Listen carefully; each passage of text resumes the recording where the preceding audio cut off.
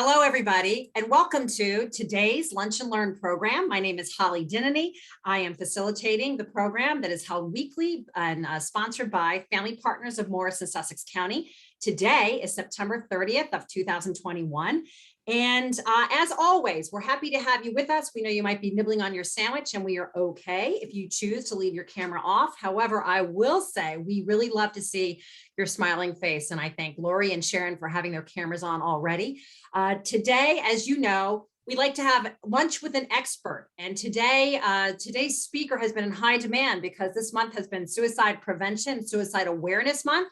And Tracy Klingener, that's her specialty, that's her job. And she's doing a lot of amazing work to help us understand better the concept of suicide and folks who struggle, and what we can do as providers, what we can do as caregivers, and actually what we can do as friends and relatives and neighbors of folks who might be struggling. So I am going to ask you, if you have questions throughout the course of this presentation, to please drop them in the chat. And Tracy has allowed time at the end of the program to field your questions. And I want to make sure if there's something you really need to hear about today, if you have a question or a scenario that you're hoping to share, drop it in the chat so that we can make sure that we get to it. Because, you know, Tracy talks about this all the time to everybody who listen, but she's here today as our guest for lunch. So it's your program. If you have something you want addressed, please do not be shy. So without further ado, I'm going to turn it over to Tracy. And Tracy, you've got a lot of different roles. You're a Director of Suicide Prevention Services for the Mental Health Association of Essex and Morris County. You've been in this field for a long time. Can we start just with you giving a little introduction, a little flavor for who you are, and welcome. Thank you, Holly. Thank you for having me. Thank you for everyone joining during their lunchtime. So as Holly said, I'm the Director of Suicide Prevention Services at the Mental Health Association of Essex and Morris, which is a little misleading because we're also in Passaic, we're also in Sussex County. And we do things in other counties as well, because I really love what I do. I love getting out there. I love educating the community on not only suicide prevention, but mental illness, because I feel the more we talk about it, the more we can normalize the conversation and the more someone might reach out for help. But before I became the Director of Suicide Prevention, I've worked with at-risk youth. I've worked with the older adult population. I currently have I'm a licensed associate counselor, almost a licensed professional counselor. I've been in the field for over 20 years. I really love what I do. This department is fairly new. It's only about 17 months old, but the Mental Health Association realized that it really takes a village when it comes to suicide prevention, that suicide is not inevitable for anyone. And the more we talk about it, the more we offer support, the more we lead people to help, the more lives we'll save. So today I'm going to be talking specifically about teens and suicide. So we're going to go over some warning signs that you may miss or dismiss as typical adolescent behavior. And then we're going to really talk about how to start that conversation if you are concerned about a teen. Because sometimes as parents, as adults, we have the best intentions, but sometimes we might not say the best things. So I'm going to go over some things that you could say if your teen is struggling, if your nephew or niece is struggling, if you work with youth. So I'm going to share my screen. And while you're doing that, Tracy, I'm going to jump in and just let everybody know that we will be recording today's presentation and sharing it with you afterwards. So listen carefully, but don't be too crazy about taking notes. And please know that we encourage you to share this presentation if you find it helpful with a friend or colleague.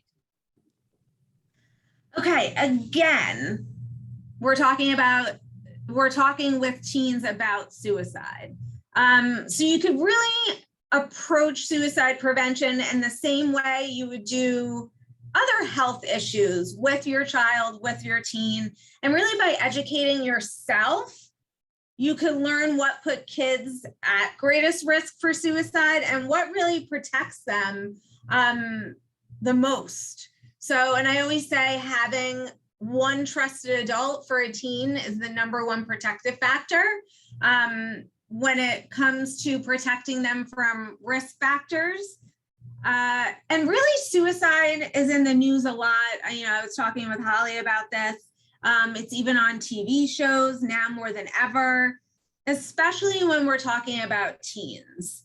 And you could play a role in building up your youth's mental health simply by becoming aware of the risk factors and warning signs that could lead to suicide. Really making yourself available. And that's why we're going to be talking about how to have that conversation, and really just overall being educated in what to look for, what resources are out there. And also, like I said, some risk factors. And I wanted to show this video first. And it speaks to the importance of, well, a couple things. One, the warning signs when it comes to suicide, and two, about having that conversation.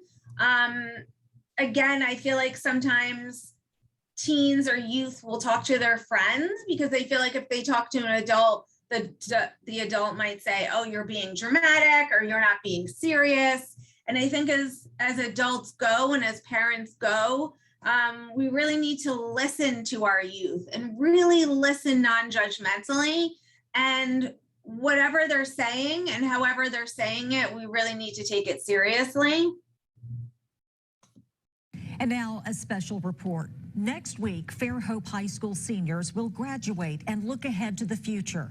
But the class of 2018 is incomplete because more than 2 months ago, Reese Johnson ended his own life. He didn't make it to his 18th birthday. He didn't go to the senior prom, and he won't go to college, despite scholarships from multiple universities.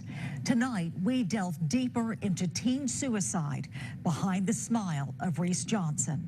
I want to warn you, some of the details are disturbing, but the Johnson family feels you're hearing their message may save your child's life. I won't stand here and apologize for the choice that he made that brought us so much pain and sadness. All I can say is I don't understand it. Reese Johnson seemed to have it all. I loved him. Great looks. Yeah, he's just a great guy, always funny, and I always remember that about him. Grades, and a personality that naturally drew people to him. He would always joke that he wanted to make one quality short film, move to Italy, meet a nice girl, and make pasta. He had a way of making people feel good about themselves, yet few realized the hurt he held inside. He wasn't sitting around just, oh, woe's me. There was none of that, zero. Reese's parents tell me depression and anxiety run in their family. Reese suffered from anxiety. He was in therapy. He also had recent problems in school, and even though he had other scholarships in hand, he was nervous about an upcoming college interview. One night in February, he came home intoxicated, locked his mother out of his bedroom, and hanged himself. And I saw Reese's feet. He was hanging in the corner. I just screamed and tried to hold my son up. His parents, his friends, never saw it coming. Did y'all ever think he would take his life? No, didn't see it at all. He had actually said, once or twice, said something about committing suicide. You can't just say that, okay? Well, it was not even in the realm of possibility that he would ever do that, but yet it was a big possibility for him, and obviously he did. So many regrets, so much pain for everyone left behind. The pain that you feel, I think, pales in comparison to the pain that you cause. If someone actually says, I'm going to kill myself, take them seriously. Take them seriously, because you don't get a second chance sometimes. So maybe if somebody knows, I believe you when you say you may do that, and so let's go get some help right now. And as difficult as it is to talk about suicide to our kids, the Johnsons say we have to start conversations. Reese's dad knows what he would say to Reese today if he could. It would be 8 words. I've thought about it. I'm sorry. Forgive me. I love you.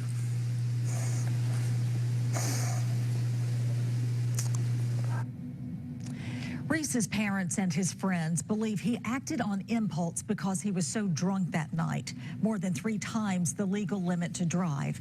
As painful as it was for the Johnsons to go public with their story, they want you to know suicide happens a lot more than they ever imagined. Reese is one of 2 suicides in Baldwin County this school year, and there are many more attempted suicides, including a girl in elementary school. She had to be rushed to the hospital because she tried to overdose on drugs. For more information on warning signs, how to talk to your children about suicide, or support groups in our area, go to WKRG.com and look for this story. The reason why I love showing that video, or I think it's important to show that video, is because it's, one, if we notice something, we need to talk about it. And 2, like I said earlier in this presentation, the more we talk about it with our kids, with the youths in our life, the teens in our life, the more we normalize it, and the more likely they will come to us for help when they are struggling. And listen, I think listening is so important. We all need to listen and be non-judgmental. When really anyone comes to us and is struggling with anything, we may not understand where they're coming from, but it's so important to listen to them.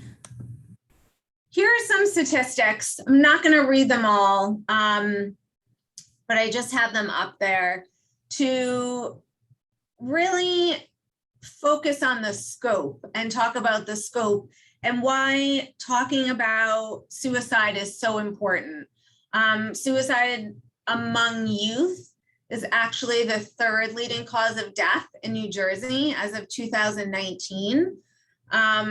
So again, I think it's so important that we educate ourselves with knowing the risk factors and the warning signs, because we could potentially save a life. I was working with a mother who lost her son to suicide, and she said, for her personally, if she was educated on what to look for, she could have saved her son's life. So again, by talking about it, by having that conversation, we not only educate ourselves, but we help reduce that stigma around it as well. I wanted to go over some myths and facts. So suicide is the 2nd leading cause of death among our youth. And as you heard in that video, even younger children are attempting and dying by suicide more as well. So it's important that we all recognize the signs that could lead to suicidal thoughts and behavior. And the more we understand about suicide and suicide prevention, the better prepared we'll be to help someone who may be at risk. So I wanted to kind of dispel some of the myths, because if we dispel those myths, we could help reduce the stigma surrounding suicide. So the first myth, we don't have to worry about suicide in kids and teens unless they look sad and depressed every day. And that's, the fact is, kids and teens don't always show consistent deep sadness when they are experiencing clinical depression and or contemplating suicide. So we want to be aware of that. Myth 2, talking to your child or teen about suicide will plant the idea in their head. That's absolutely not true. By asking the question and starting the conversation, you let that youth know that you're concerned and you want to help them. And you also give them an opportunity to talk about some stuff that could be very scary for them. So the third myth, kids and teens who talk about suicide are not really in danger. They are just trying to get attention. So teens who discuss or threaten suicide should always be taken seriously. Just in that video that we just saw too, he was saying that he wanted to die, that he was thinking about dying by suicide, and his parents were kind of like, oh, you don't really mean that. So teens who talk about wanting to, let's say, disappear or end it, or say that things would be better off if they weren't around, or something that we need to take seriously. The next myth, kids and teens who fail in an attempt at suicide are not in real danger. They were not really trying to kill themselves. You know, maybe a lot of times people just say it was for attention, that they knew that they weren't going to die by suicide. And kids who attempt and fail are very dangerous. Even if the child is not intending to die, that risky behavior associated with an attempt may lead to an accidental death, like taking too many pills. Also, teens who attempt once or more likely to attempt again and eventually die by suicide. So that's why it's so important. You know, a previous attempt is one of the greatest risk factors from someone dying by suicide. And, you know, Holly mentioned this in the beginning. I mentioned this, suicide can be prevented. And years ago, people never spoke about suicide. One, because of the stigma, and two, people thought, why talk about suicide when we can't prevent it? And we absolutely know it could be prevented. Just like we become aware of the risk factors and warning signs for so many physical health issues, we need to become aware of the risk factors and warning signs that can prevent someone from dying by suicide. And if you remember in that story, that video I just showed, there was multiple things that Reese was experiencing. You know, he had a history of mental illness. You know, he was nervous about a college interview. You know, there was an increase in substance use. So I just wanted to talk about, a lot of times people say, okay, why do people take their own lives? And there's no single cause for suicide. Suicide most often occurs when stressors, health issues converge to create this experience of hopelessness and despair. Depression is the most common condition associated with suicide, and it could be undiagnosed or not treated properly.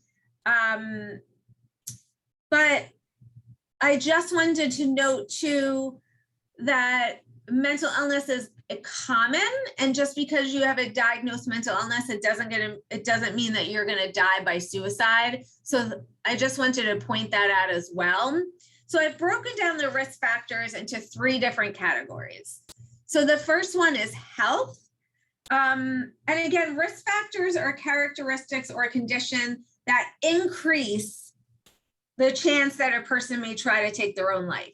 Just like risk factors for, say, diabetes increase your risk for becoming diabetic. Doesn't mean that you are, it just increases your risk. So when we're talking about health, we're talking really about mental health conditions. So depression, substance use problems, bipolar disorder, schizophrenia, poor relationships, because support is such an important factor, especially when we're talking about protective factors. Serious physical health conditions. You know, a lot of times when people are experiencing that continuous pain from a health condition, that could lead to them considering suicide. If they had a traumatic brain injury. So when we're talking about environmental, access to lethal means. That's why it's so important that if we do have firearms in the house, to lock them up, keep any prescriptions locked away also. Prolonged stress, such as harassment, bullying, a loss of a job, stressful events, any kind of loss. So that doesn't necessarily mean, especially for youth, someone dying. It could be a divorce, life transitions. It could be moving from one state to another or going from middle school to high school. I actually went from a public middle school to a private high school where I didn't know anyone. So that was a very stressful life event for me. Exposure to another person's suicide. So we hear, suicide contagion a lot.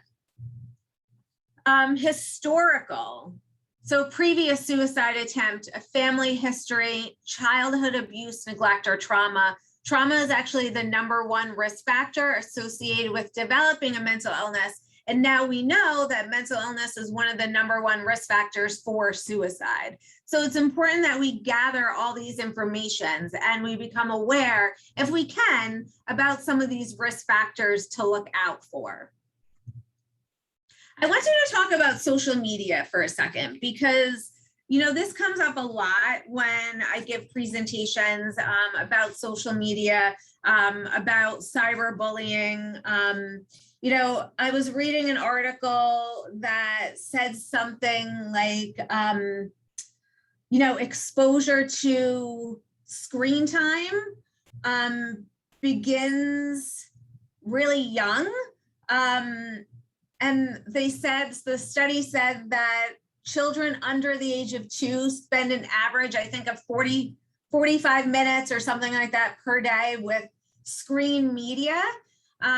So when I was young, there was no cell phones, there wasn't even internet back then. So I want you to kind of talk about the pros and cons when it comes to social media. I'm going to be showing you a video next that kind of highlights the importance of some of the things that we need to be aware of when it comes to teens. I feel like we need to stay with the times and be aware of the language that our teens are using, because that could help potentially save a life. So let's get back to social media for a second. So some risk factors when we're talking about social media. I just mentioned one about being cyberbullied. So that experience of being a victim of bullying by peers has consistently been associated with higher risks of self-harm and suicide behavior, and as well as really internalizing and externalizing problems. When I was younger, if you didn't get invited to a sleepover, I wouldn't know unless I went to school on Monday. But now everything happens in real time. Youth are also exposed to risky behavior online. So we need to be aware of that. Also, too, it could lead to lower self-esteem. So everything that we put on social media is filtered and everything's wonderful. That could play a role in some of the cons when it comes to social media. They may be comparing themselves to people they see online, to their accomplishments, their abilities, their appearance. And also to being online so much, being on phones so much, really there's that issue of displacement. So what other activities are youth missing out on or replacing by social media? Like I said, when I was younger, there was no social media, there was no computers. I mean, I learned on a typewriter, or we hand wrote everything. So I was always outside playing. So now people are more focused on being on their phones and not making that in-person connection. However, that being said, one of the pros or the benefits with social media is that social connection. So you're able to connect with people all over the world. You're able to connect with people that don't live close to you, friends that moved away, family that moved away. So a lot of times people feel more connected. And also too, social media creates the possibility for establishing new connections. So this, I'm trying to think, may provide opportunities to receive online support for certain youth. So, you know, particularly those who may not readily have access to communities of similar peers. So for example, youth identifying as LGBTQ have actually shown to be more likely to have online friends and to identify these friends as an important source of emotional support.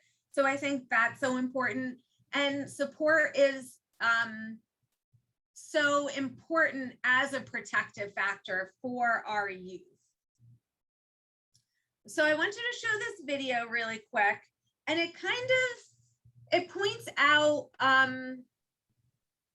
the importance of us as adults being aware of what our youth are doing online and what language they're using. So again, we have to keep up with the times, and I feel like just saying that makes me old, but it's so true.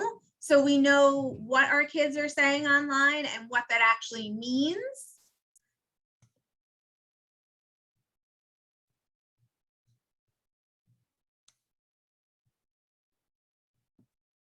Oh, look at all these ads that are popping up. So I apologize. Sometimes this video plays very funny, so hopefully it'll start after this ad. But again, it's so important that what we may see isn't actually what our kids are portraying or actually meaning. So I don't know why this video isn't playing. Okay, here we go. Out of sight of most adults, young people are finding a subculture of depressed and suicidal teenagers on their social media feeds. While teenagers can find support in difficult times by sharing messages, they can also be pushed towards self-destructive behavior. I know lots of people who learn a lot of self-help on there, who have good conversations with their friends on there, who have a good outlet to vent about their emotions, especially if they don't have a family that hears them. But I know there are also other friends that I encourage to get off of social media because either people have been cyberbullying them or just it's too stressful. Hearing about the entire world is stressful for them, and so it's different for everybody. But there's the good and the bad, and you have to weigh it for an individual person. On Instagram, there are now more than 2 million posts with the hashtag KMS, which means kill myself. There are 554,000 with the hashtag hate myself and 631,663 with the hashtag life sucks. But teens say they also use less obvious hashtags or coded language to talk about their struggles in places their parents wouldn't think to look. Almost every mental illness has a community that operates under a code name, such as Deb or Dan for depression and Sue or Dallas for suicidal. I think when you see something, talk to the person. It is really, really hard to know when to take someone seriously on social media. I've been working in mental health with high schoolers specifically, so people on social media, for 3 years now, and I most of the time don't know. I think what you have to look for is the same thing you look for in real life, which is what are the patterns like? So if someone is someone who's consistently posting pictures of themselves being upset and is consistently posting saddening things, but you talk to them and you check in and they're good and nothing changes, then they're probably fine. Not always, but usually. If someone's normally really upbeat and then all of a sudden they're not, just as if in real life, then you check in on them. And also the severity of it. So if someone says, I'm really bleeping depressed right now, then that's something. But if someone says, I want to self-harm, then that's something way more important than you need to check in on. Someone posts a picture of themselves crying or a picture of themselves harming. That's a difference than a picture of them covering their hand, their face with their hand to just I can't believe I did that today. You have to look for severity and you have to look for breaks and patterns the same way you would in real life, because social media is real life. You just typed it. So I'm actually going to show you an example of what the young lady was talking about, that every mental illness has a hashtag. So here's a poem. I'm going to read it out loud. And you would think looking at this poem that it was just a regular poem. So Anna made sure I knew I was fat. I'm going to be skinny. Olive kept me busy. Now I could be perfect. Max made me aware I won't lose myself anymore. Ed taught me new things. Cold baths burn calories. Now you see Kat and Sam are a pair. They love to see me bleed. I always ignore Sue. I'm not ready to die. And Deb and Dan are the parents. And again, like she was saying, mental illnesses have hashtags, and these are the hashtags that represent the mental illness from the poem I just read. So if we replace the hashtags with the actual mental illness, it reads like this. Anorexia made sure I knew I was fat. I'm going to be skinny. OCD kept me busy. Now I can be perfect. Anxiety has made me aware I won't lose myself anymore. Eating disorders taught me new things. Cold baths burn calories. Now you see self-harm and self-harm are a pair. They love to see me bleed. I always ignore suicide. I'm not ready to die. Depression and depression are the parents. So that's why it's so important that we're aware of what our kids are doing online. And again, what hashtags and what sort of language our youth are using as well. So I wanted to talk about some subtle signs that a youth might be suicidal. So when children, as many of you know, hit puberty, there are changes in their body and brain that could do and lead to behavioral changes.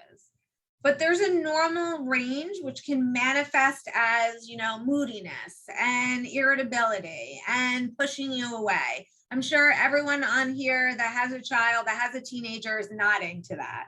So that's a natural part of adolescent development. What should be concerning is if you notice indications of hopelessness or worthlessness, a withdrawal from friends and activities, or suicidal thinking or behavior. So these are not typical manifestations for teenage angst. So some of them expressing feelings of hopelessness. So a youth might share either verbally or in their writing or through social media feeling like this. So it may come across as life isn't worth living. Why even bother with any of this? Again, if they're isolating or withdrawing from others. So any sign that indicates a loss of interest in activities the person, the youth previously enjoyed is really suspicious, because we all know young people, especially young people, like to be around their friends. So if they're stop hanging out with their friends, that's when we really want to be concerned. If there's a dramatic change in mood, that mood change could be a youth who is all of a sudden very sad and depressed, or even impulsive. But even the opposite is true. So a teen might all of a sudden be like super happy. And especially if they go from being sad to super happy, it could be because the youth has decided that they are going to kill themselves and might feel some sense of relief that they found a way out of that unbearable pain. If they start to give away prized possessions, this could be their way of saying goodbye. If they're sleeping all the time or sleeping too little, if there's an increased use of substances, you know, many kids may use substances to self-medicate, to escape, to feel calmer. You know, they may not have previously used or abused drugs or alcohol, or they might start using it more frequently. If they appear anxious or agitated, and this, you know, obviously anyone that has a teenager on here might be thinking, okay, well, my teenager is always moody. My teenager is always agitated. This may be more pronounced than what's typical to them. Rage, anger. So Your youth may be experiencing these behaviors for the first time. They may get into a fist fight at school. They may be saying something like they're feeling trapped, or there's no way out of the situation. When we're talking about younger kids, they may exhibit headaches, stomach aches, personal appearance. You know, a person or a youth who's considering suicide might suddenly become less concerned about how they look, because they're more focused on survival than their appearance. So that might be another red flag. They may become bored with school or with their hobbies. You know, they also don't maybe have the energy to try, and they no longer feel that pleasure in doing any of the things that they enjoy. So those are some of the things that, you know, we may miss or dismiss as typical adolescent behavior. So we just want to be aware of those, especially if we see numerous examples of these warning signs. And again, what's really important, and they spoke about it in the video, is that we just saw, is that change in behavior. If you see something, say something. Here's some additional warning signs. So if someone's acting reckless, if a youth is acting reckless, again, withdrawing from friends, not participating in activities, if they're looking for ways to kill themselves, if they're looking online, if they're talking about death and dying. I wanted to mention this because many people who are suicidal talk about ending their lives. Sometimes it's direct and sometimes it's indirect. So here are some ways that someone could be potentially suicidal without just coming out and saying, I want to kill myself. There's a lot of things to look for. I just went through a lot of them. But really, to sum it up, like I said, it's looking for those changes in behaviors and trusting your instincts. You know, if something doesn't sit right, if you have this gut feeling, just start a conversation. And here's some ways to get started. I've been feeling concerned about you lately. Recently, I've noticed some differences, and really, I'm wondering how you're doing. I wanted to check in with you because you haven't seemed like yourself lately. It seems like you're going through a hard time, or I know you're going through a hard time. How can I help? I'm worried about you. Are you okay? You know, is there someone else you feel comfortable talking to if it isn't me? What you could say that helps. You are not alone in this. I'm here for you.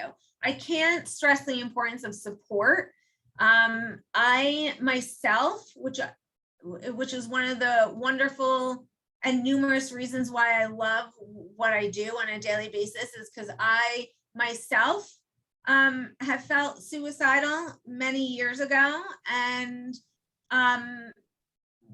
for me personally, what helped me was when my parents asked me directly if I was feeling suicidal, and they also let me know that I wasn't alone, that they were going to walk through this with me, and they knew that I couldn't stand on my own, and they were like, we are going to support you, lean on us, we will hold you up.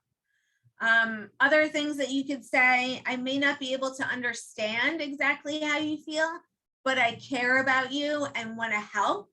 I'm really sorry you're going through this. I'm really sorry you feel so bad, and we'll get through this together. What not to say? So responses like this are really unlikely to be helpful. And when someone's struggling, they may feel unheard or alone, or no one understands. I was actually just at Dover High School in Morris County, New Jersey, and I was working with a group of seniors there. and we were developing skits to put on for freshman orientation. And one of the skits focused on suicide. And the skit went as follows. So there was a group of young people sitting at the lunch table, and a young man, Christian, came in, sat down, threw his books on the table. His friends were like, what's going on? So they started out right, asking him what's wrong.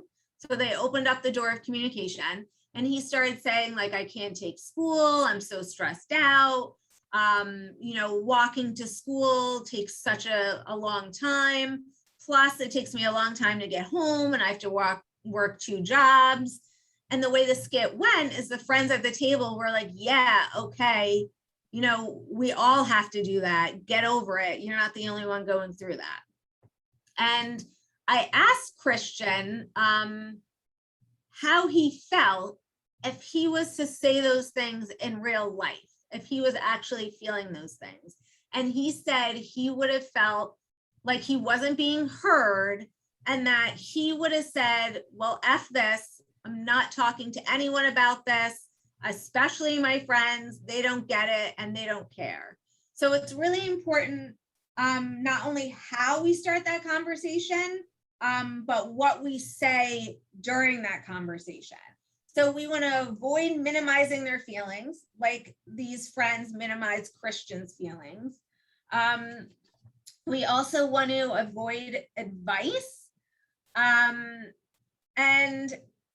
if someone is in a crisis, they need to be heard and led to help. I think that's so important. So what if they don't want to talk? So if the youth isn't ready to talk, leave the invitation open for later by saying something like, whenever you want to talk, I'm here to listen and support you. I won't judge you, and I'll never stop supporting you, no matter what challenges you face, no matter what you tell me. The likelihood is that young person will open up, actually, probably when you least expect it. So sitting side by side rather than face to face, in the car with you, or engaging in some other activity together. And when they do start to open up, be careful not to fall into that trap, like the previous slide, of jumping in with solutions, or by saying, why didn't you do X, or you should have done this.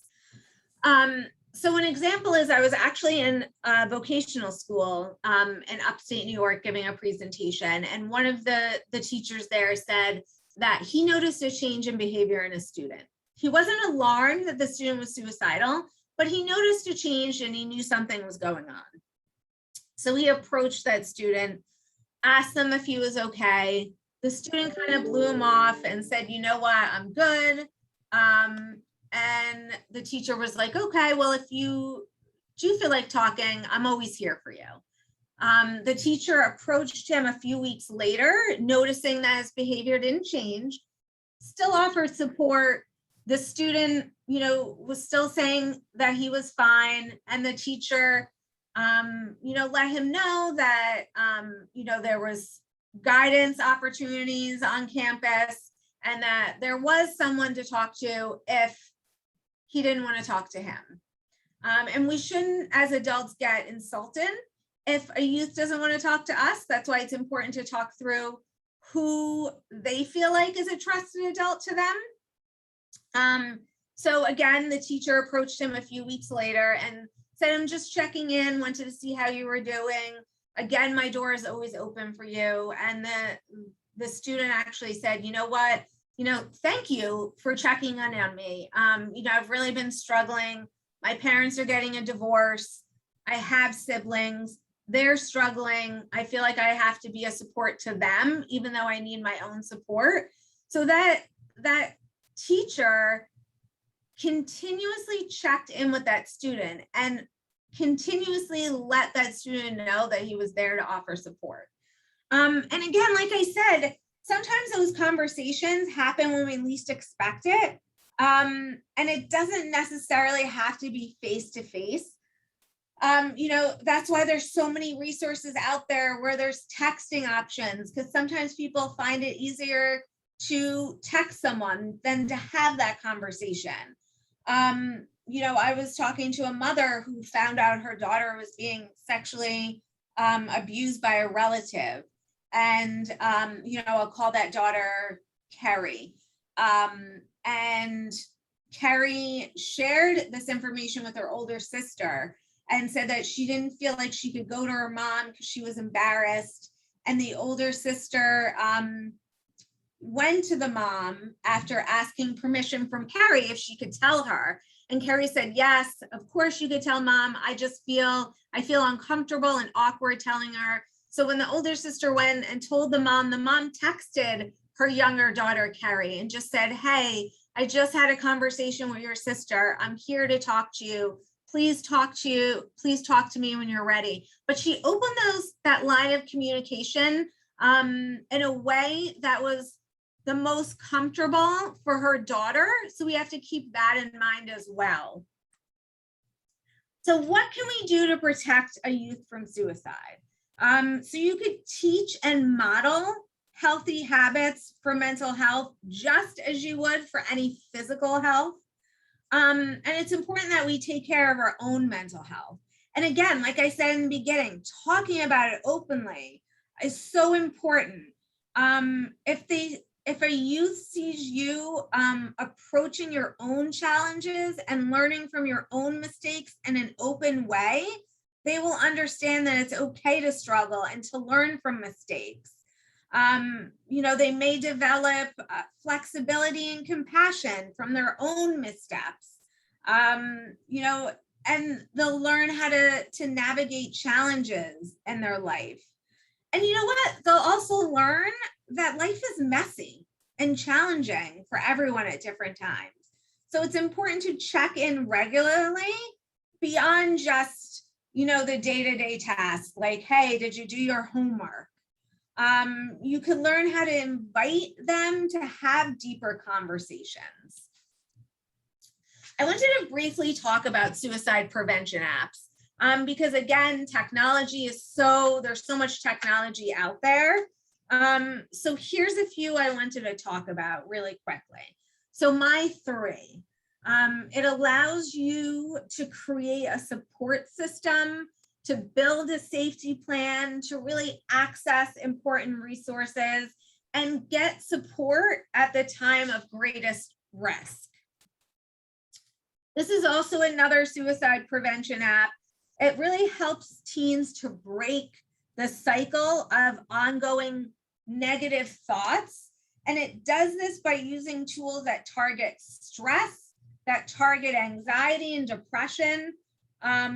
The app consists of, psychology design tools based on different therapies, mindfulness and meditation, relaxation.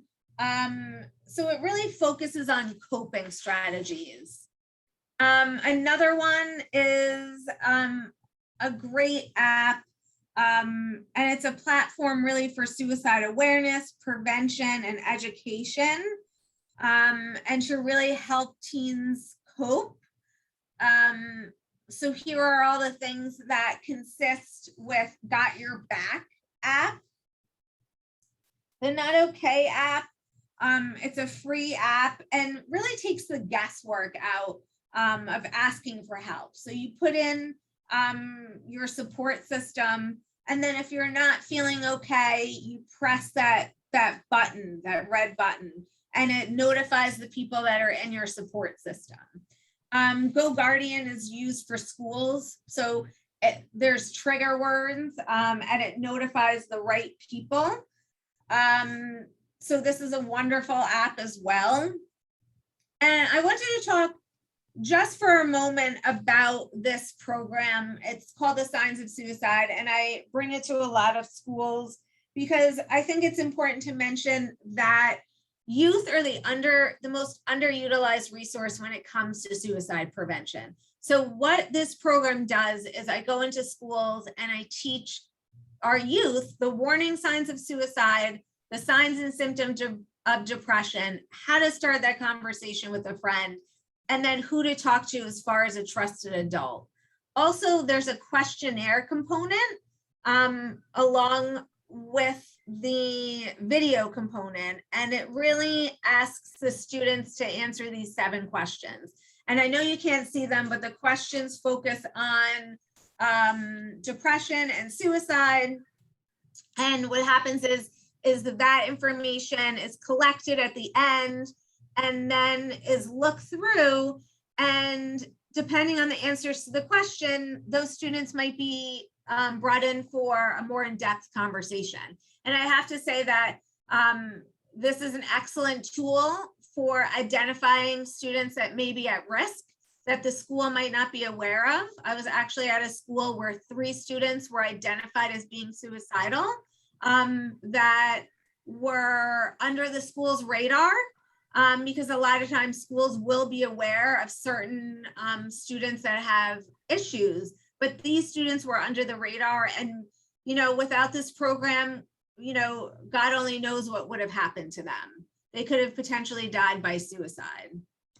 So here are some youth resources. The National Suicide Prevention Lifeline, wonderful resource, 24/7. It's the Veterans Crisis Line as well. Second Floors for Youth. They could call or text that number. The Trevor Lifeline is for youth in the LGBTQ community. The first number you see there is for someone in crisis.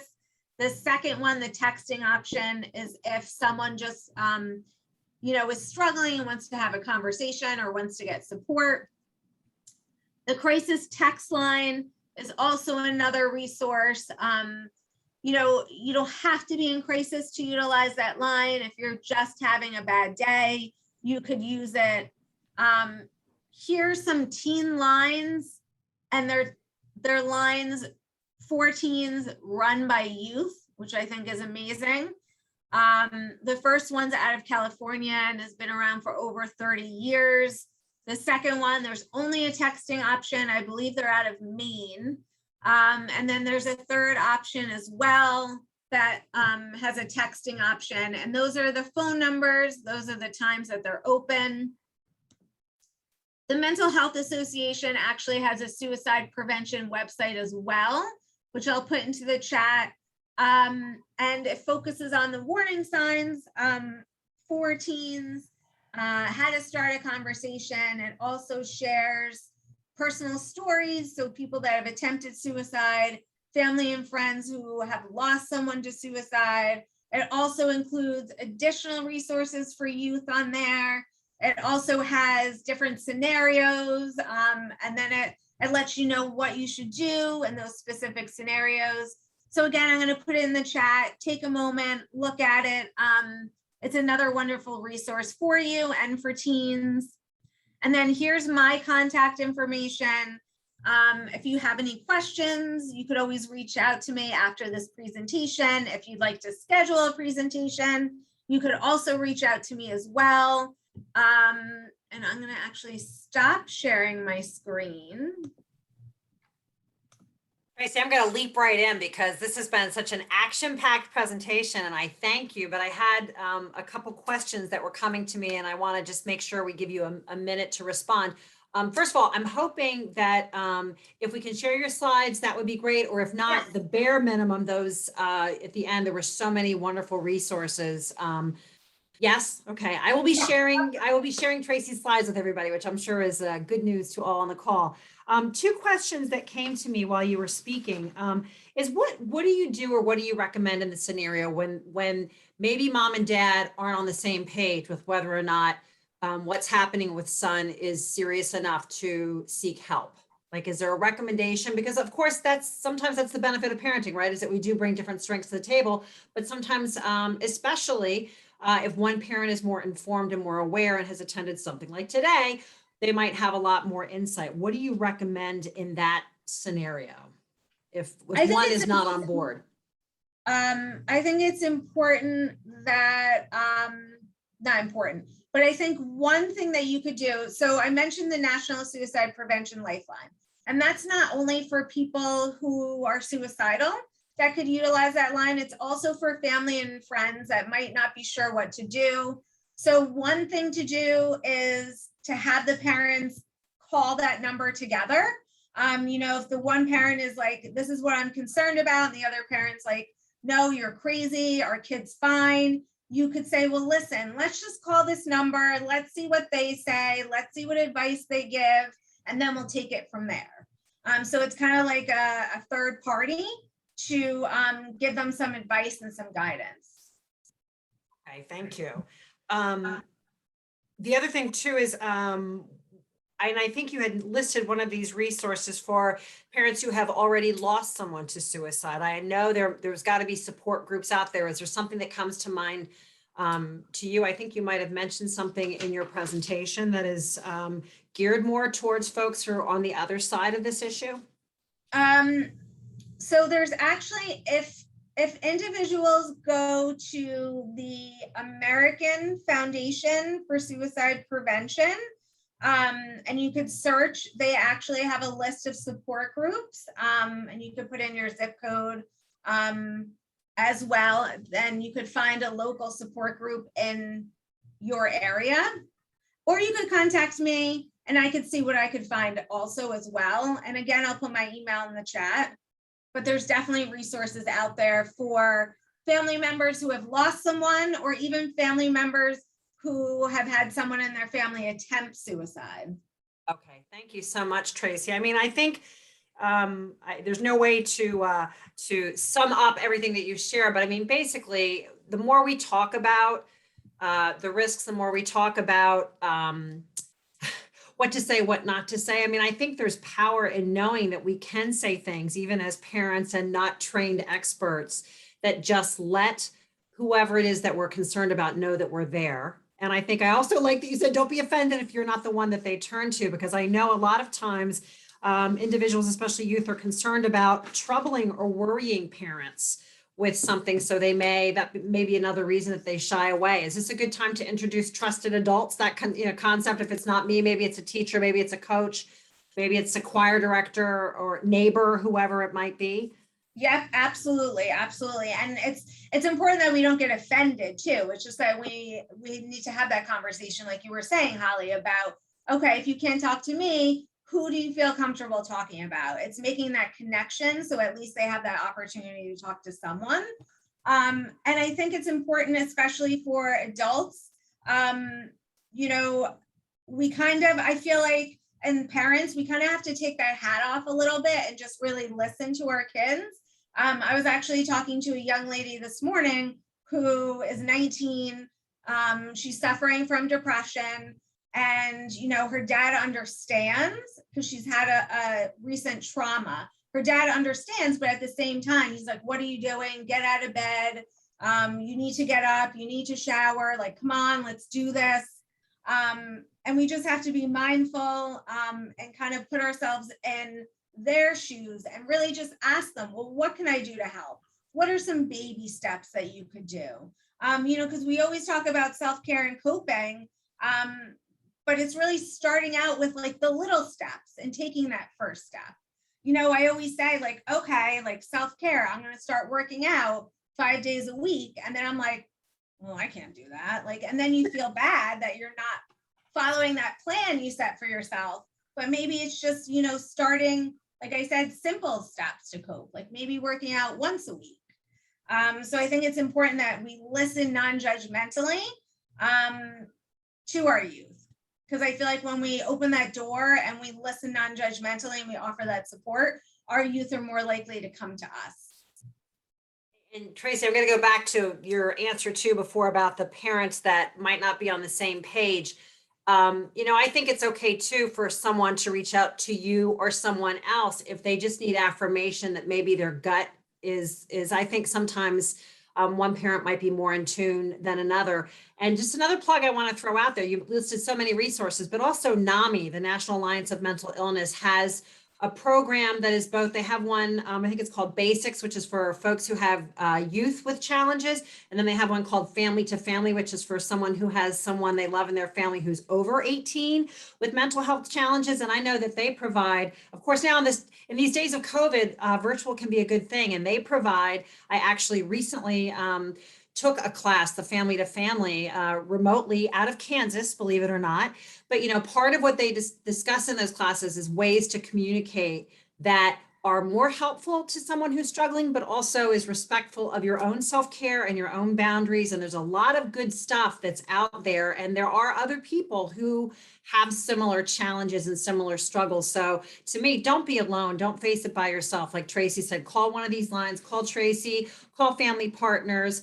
I will absolutely provide information on NAMI. I had someone asking me about that earlier today. I don't know if you agree, Tracy, but pre-pandemic, some of these classes or support groups were only offered in person, but now there are resources out there that you can log on to with your slippers on and your tea in hand. It's something that's available. So I will absolutely include information on NAMI.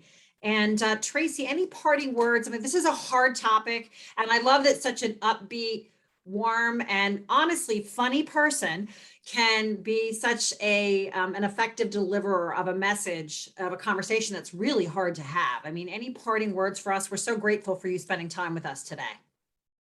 No, just kind of what I said earlier, Holly. The more we educate ourselves, the more we talk about it, the more we direct people to support, the more lives we could save from suicide. I appreciate that. And I don't know, I guess I'm honing in on this when the parents aren't on the same page. But I also think we have to remember as adults that we come to a scenario with our own stuff. So sometimes when a child is struggling, it's very hard for the parent to accept that, because then there's all these emotions, right, Tracy? Oh, I'm a failure. Oh, he's ungrateful. Oh, I put up with more when I was younger. I really think we need to be compassionate for everybody in that scenario, because we've all got stuff and we've all got our own portfolio of experience, right? And I just think the more we're compassionate and the more we try to seek support and for ourselves and for the person that we're concerned about, right? No reason to go it alone. I guess that's what I'm trying to say. And I think too, it's important, like we were saying earlier, Holly, to have that discussion about who your child, your teens, trusted adults are, because a lot of times kids sometimes will not talk to their parents because they're afraid to disappoint them or be a burden to them. So if they have someone that they could talk to at least start the conversation, it's so important.